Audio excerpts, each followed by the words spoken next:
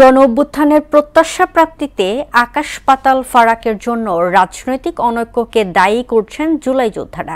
এভাবে চলতে থাকলে দেশ থেকে কখনোই বৈষম্য দূর হবে না বলে মনে করেন তারা। এদিকে আন্দোলন পরবর্তী সময়ে রাজনৈতিক দলের বিভক্তি সরকারকে নানামুখী চাপে ফেলেছে বলে মত দিয়েছেন রাষ্ট্রবিজ্ঞানীরা। যদিও রাজনীতিকরা বলছেন প্রত্যাশা প্রাপ্তির সম্ভাবনা এখনও শেষ হয়ে যায়নি। জুলাই আন্দোলন নিয়ে উষা ফেরদৌসের 2 পর্বের ধারাবাহিক প্রতিবেদনের শেষ কিস্তি আজ। বাঙালি জাতির ইতিহাসে অনন্য বীরত্বের গল্প এবং সংগ্রামের বিজয় অর্জনের অসংখ্য জলজলে অধ্যায় আছে।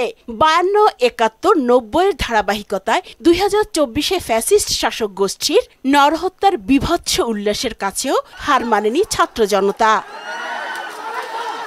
ছাত্র জনতার এই অভ্যুত্থানে অভূতপূর্ব বিজয় অর্জন হলেও দেশের ভবিষ্যৎ নিয়ে তরুণদের মধ্যে এক ধরনের সংশয় সৃষ্টি হয়েছে।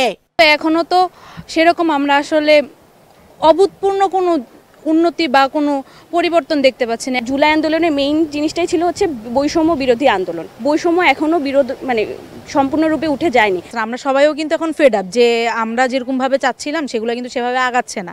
সো হ্যাঁ, আসলে ওই মোমেন্টে আমরা সবাই এটাই মনে হয়েছিল যে আসলে সরকার পতন ছাড়া আর কোনো উপায় নাই। রাষ্ট্রবিজ্ঞানীরা বলছেন 17 বছরের একনায়কতন্ত্রের বিষ বাষ্প অল্প সময়ে নির্মূল সম্ভব নয়। তবে রাজনৈতিক ঐক্য থাকলে এ বাধা কাটিয়ে ওঠা মোটেও মুশকিল নয়। আমরা ধরে নিচ্ছি যে আমাদের প্রত্যাশা অনেক বেশি ছিল, কিন্তু সেটা অনেক ক্ষেত্রে পূরণ হয়নি। বিজয়ের পরে যে প্ল্যাটফর্মে এককভাবে সকলকে সহযোগিতা করা বা দেশের স্বার্থে যে সংস্কারগুলো করা, দেশের স্বার্থে যে রিফর্মসগুলো বা যে উন্নয়নগুলো করা, সেক্ষেত্রে কিন্তু রাজনৈতিক দলগুলো বিভক্ত হয়েছে এবং এর ফলে তত্ত্বাবধায়ক সরকার বেকায়দায় পড়েছে অনেকগুলো ইস্যুতে।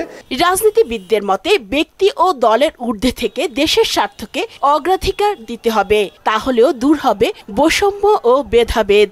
আমি মনে করি না যে জুলাই অর্জন খাটো হয়েছে বা ব্যর্থ হয়েছে।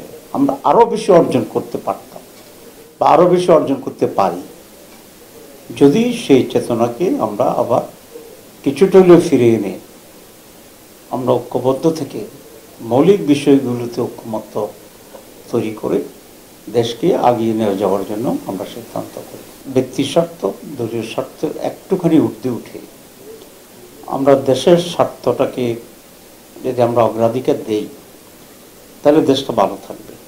দেশ ভালো থাকলে আমি ভালো থাকবো, আমার রাজনীতি ভালো থাকবে।